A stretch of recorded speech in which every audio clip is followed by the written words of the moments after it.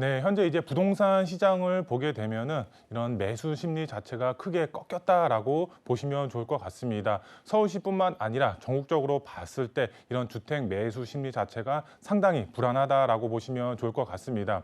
그로 인해서 이런 어려운 상황 속에서도 살아남는 부동산은 언제나 있기 마련입니다. 기회가 곧 이제 기회다 이런 말도 있습니다. 그만큼 위기 속에서 살아남을 수가 있는 투자 종목 바로 재개발이다라고 보시면 좋을 것 같습니다. 정부 자체뿐만 아니라 서울시에서 활성화 정책을 펼치고 있습니다. 공급 부족 양에 따라서 이런 공급량 자체를 획기적으로 늘릴 계획을 가지고 있는 게 바로 재개발 정책이죠. 재개발이 앞으로 활성화됨에 따라서 이런 신규 개발 지역들, 노후 밀집 지역들 자체의 이런 매수 심리 자체는 아직까지 상승세다라고 보시면 좋을 것 같습니다. 주택, 아파트라든가 이런 거 자체, 이런 주택 자체는 매수 심리가 꺾였지만 재개발 활성화 정책에 맞춰서 이런 노후 밀집 지역 안에 있는 소형 주택 매수 심리는 앞으로도 계속적으로 상승이 될 수밖에 없다라고 보시면 좋을 것 같은데요. 이런 어려운 상황 속에서도 이런 자산 가치, 본인의 자산 가치를 늘릴 수가 있는 방법은 바로 재개발이다. 오늘 강의도 이런 재개발에 맞춰서 강의를 해드릴 거고요. 그리고 지역적으로 봤을 때 어떤 지역에 투자를 하셨을 때 재개발 가치, 이런 앞으로의 가치가 살아있고 가능성이 높은 지역 어디인지 오늘 강의를 통해서 알아보도록 하겠습니다. 먼저 첫 번째로 보시면 이제 현재 부동산 상황은 하락장이라고 말씀하시는 분들도 있고 반대로 상승장이다 이렇게 말을 하시는 분들도 있습니다. 그거에 따라서 정말 팽팽한 줄달리기를 하고 있다라고 보시면 좋을 것 같습니다. 투자자분들도 이거에 맞춰서 상황이 아무리 어렵다라고 하더라도 투자의 전략을 잘 세우셔야 되겠죠. 앞서서 말씀을 드렸지만 투자의 전략은 바로 재개발이다. 재개발에 이제 포커스를 맞추셔서 투자를 하셨을 때 이런 현재 어려운 상황을 타개할 수가 있는 그런 방법이지 않을까 이렇게 생각이 되고 있는데요. 기사 내용을 이제 포함해서 강의를 해드리도록 하겠고요. 두 번째로 봤을 때 지역적으로 한번 알아보도록 하겠습니다.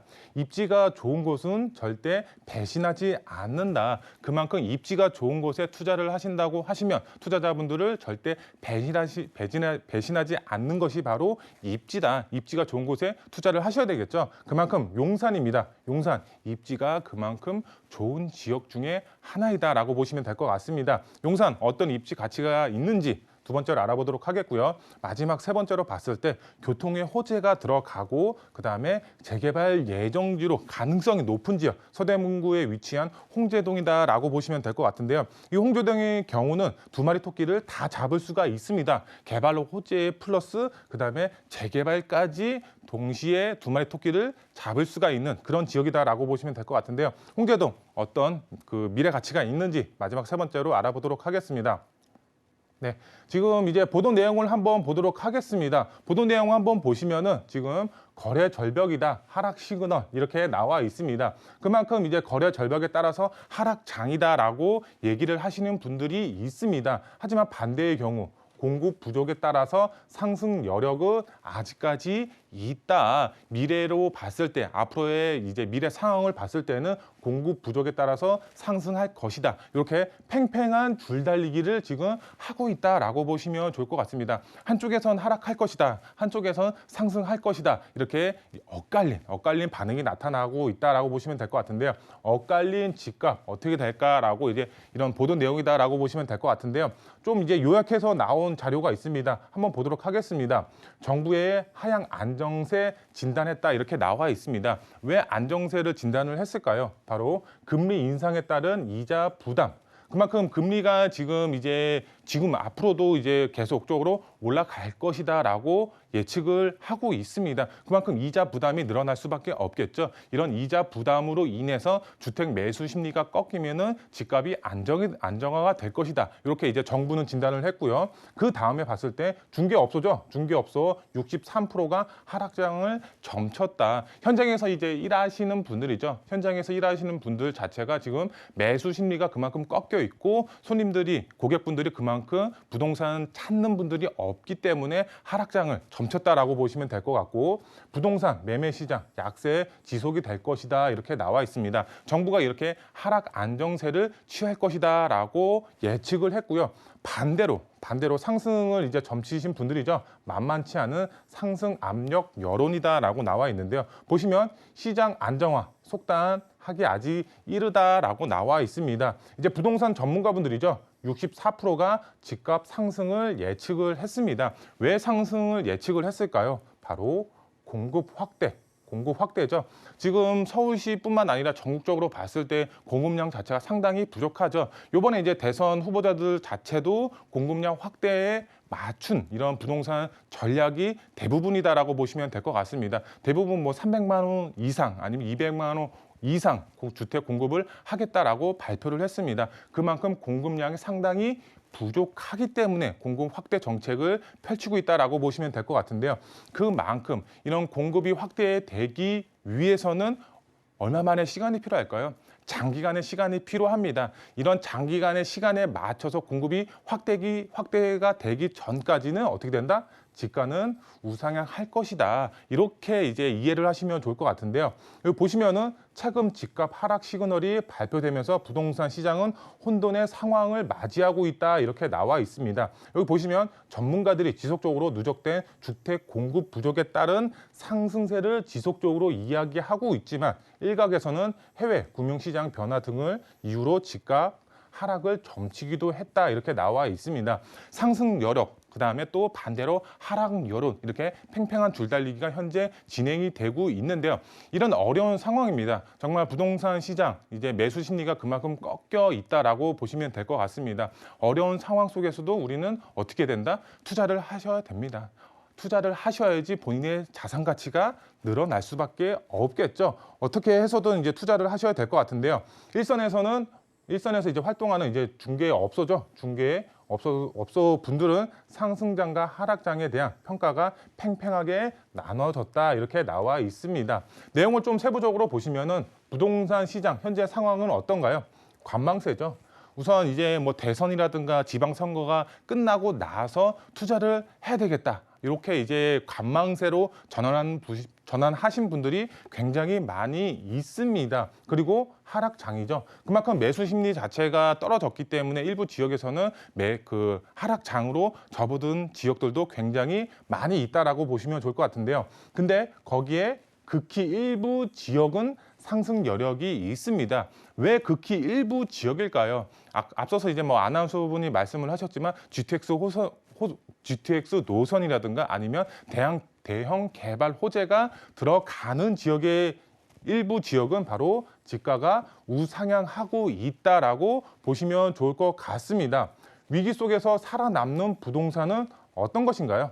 바로 재개발 예정지 투자가 정답이다라고 보시면 좋을 것 같습니다. 왜 위기 속에서 살아남을 수가 있을까요? 그만큼 공급 정책이죠. 공급 정책이 앞으로도 계속 활성화될 수밖에 없습니다. 재개발, 활성화 정책 앞으로도 계속적으로 나올 수밖에 없습니다. 지금 대선 후보자들도 임기 기간 5년 동안 공급 정책을 활성화하겠다고 하고 있습니다. 그만큼 공급 정책에 의해서 재개발 예정지 투자가 정답이다라고 보시면 좋을 것 같습니다.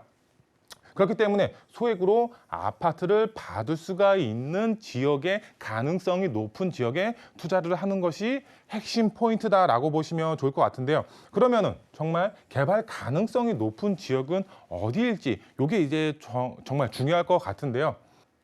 입지가 좋은 곳은 절대 배신하지 않는다. 입지가 좋은 곳이 어디인가요? 바로 용산이죠. 지도를 보시면 아시겠지만 지금 지도 안에서만 봤을 때도 다양한 개발 호재에 영향이 있는 지역이 바로 용산입니다. 교통의 호재, 그다음에 뭐 민족공원 이런 자연 환경이 조성이 되는 지역, 아니면 일자리가 폭발적으로 상승되는 국제업무단지라든가 서울역 북부 역세권 개발 사업이라든가 이런 자연 환경 플러스 일자리가 폭발적으로 증가가 되는 지역이 바로 용산입니다. 개발 호재의 백화점이라고 할 만큼 다양한 개발 호재가 있는 지역이 바로 용산이다라고 보시면 좋을 것 같은데요. 그만큼 입지가 상당히 좋다라고 보시면 좋을 것 같습니다. 투자자들을 절대 배신하지 않는 입지 조건을 갖추고 있다라고 보시면 좋을 것 같은데요. 그만큼 랜드마크 개발 호재가 있는 지역, 용산, 입지 상당히 좋은 지역이다라고 보시면 될 것 같습니다.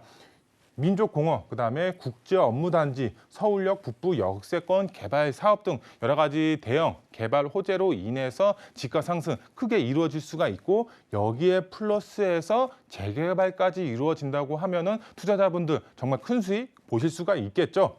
최고의 입지와 재개발 가능성까지 열려 있는 지역이 바로 용산이다라고 보시면 좋을 것 같습니다. 투자자분들의 경우는 높은 시세 차익과 아파트 입주권까지 동시에 노려보실 수가 있다라고 설명을 드릴 수가 있겠습니다. 그러면 용산 다 개발되는 것이 아니죠. 개발이 될 수가 있는 지역 따로 있습니다. 지금 뭐 서울시뿐만 아니라 전국적으로 이제 뭐 권리 산정 기준이라든가 아니면 여러 가지 이제 토지 거래 허가 구역, 건축 허가 제한 이러면서 많은 이제 그 투기 방지 대책이 같이 이루어져 있습니다. 용산 안에서도 이런 지역들이 많이 있습니다. 현금 청산 걱정 없이 개발 가능성 이런 다양한 개발 호재의 영향을 받을 수가 있는 그런 지역에 투자를 하셔야 되는데 그런 지역 저희와 함께 상의하셔서 어떤 지역에 투자를 했을 때 걱정 없이 투자할 수가 있는지 상의하셔서 투자의 전략 세우시면 된다라고 보시면 될 것 같고요. 그다음에 이제 그 다음 지역입니다. 교통의 호재와 바로 재개발 예정지로 봤을 때 앞으로의 가능성이 높은 지역 바로 홍제동이다라고 보시면 좋을 것 같습니다. 홍제동 그만큼 이제 저평가되어 있기 때문에 소액으로 들어가셔서 개발 호재까지 받아보면서 재개발까지 노려볼 수가 있는 두 마리 토끼를 잡을 수가 있는 그런 지역이다라고 보시면 좋을 것 같은데요.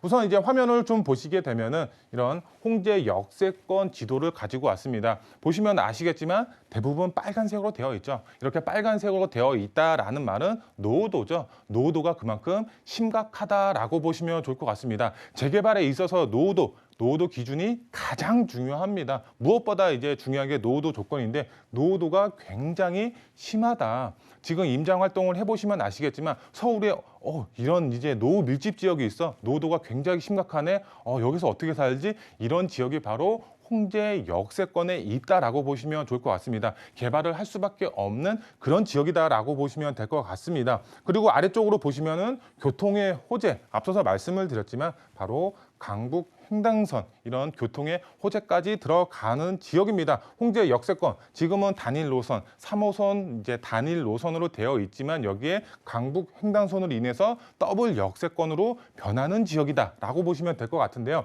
강북 횡단선에 교통의 호재가 들어가는 지역 바로 홍제 역세권이고요. 더블 역세권으로 변모하는 지역입니다. 교통의 호재가 들어가면은 우리는 다들 아시다시피 지가는 어떻게 된다? 지가는 우상향할 수밖에 없는 그런 조건을 가지고 있다라고 보시면 좋을 것 같습니다. 홍제동의 경우는 지금 3종 일반 주거 지역으로 되어 있습니다. 3종 일반 주거 지역 재개발로만 봤을 때 사업성 굉장히 좋습니다. 2종에서 3종으로 넘어갈 때 사업성 좋다라고 말을 하고 있습니다. 하지만 지금 홍제 역세권의 경우는 지금이 3종 일반 주거 지역입니다. 여기서 재개발이 됐을 때 종상향이 되면 준주거 지역으로 변하겠죠. 준주거 지역으로 변하면은 어떻게 된다? 사업성이 그만큼 증가가 될 수밖에 없다. 투자하신 분들의 경우는 그만큼 큰 수익이 보장이 된 그런 지역이다라고 보시면 좋을 것 같습니다. 서울시 재개발 활성화 정책 계속적으로 나올 수밖에 없습니다. 홍제동 개발 가능성 그만큼 계속적으로 올라갈 수밖에 없고 시간이 지나면 지날수록 홍제동의 경우는 노후도가 계속적으로 나빠질 수밖에 없겠죠. 지금은 노후되어 있습니다. 이런 지역이 바로 아파트 단지로 변할 수가 있기 때문에 그 전에 아파트로 변하기 전에 지금 소액으로 접근하셔야 됩니다. 지금 저평가되어 있기 때문에 얼마든지 소액으로 접근이 가능하다라고 이제 보시면 될 것 같고요. 좀 투자 포인트 세 가지로 좀 정리를 해드리겠습니다. 첫 번째로 하락장에도 살아남을 수 있는 부동산은 어디? 바로 재개발이다. 재개발에 포커스를 맞추셔서 투자의 전략 세우셔야 될 것 같고요. 투자자분들의 경우는 예정지에 투자를 하셔야 될 것 같습니다. 그만큼 예정지이기 때문에 프리미엄 자체가 없죠. 소액으로도 얼마든지 접근이 가능하다라고 보시면 될 것 같습니다. 두 번째로 봤을 때는 2022년도 이번 기회를 꼭 잘 잘 살리셔야 될 것 같습니다. 재개발 활성화 정책 앞으로도 계속적으로 나옵니다. 하지만 주구장창 계속적으로 이루어지는 게 아니죠. 앞으로 향후 5년간 추진이 됩니다. 이 안에 재개발에 맞춰서 투자의 전략을 세우셔야지 이런 아파트 입주권 받으실 수가 있다라고 설명을 드릴 수가 있겠고요. 지역적으로 봤을 때는 지역 홍제동이라든가 용산의 승부를 거셔라라고 설명을 드릴 수가 있겠습니다. 저평가되어 있기 때문에 소액으로도 얼마든지 접근이 가능하고 다양한 개발 호재의 영향으로 인한 집값 상승도 동시에 노려볼 수가 있기 때문에 용산과 홍제 역세권 주목하셔서 투자의 전략 세우시면 좋겠다. 이렇게 설명을 드릴 수가 있겠습니다.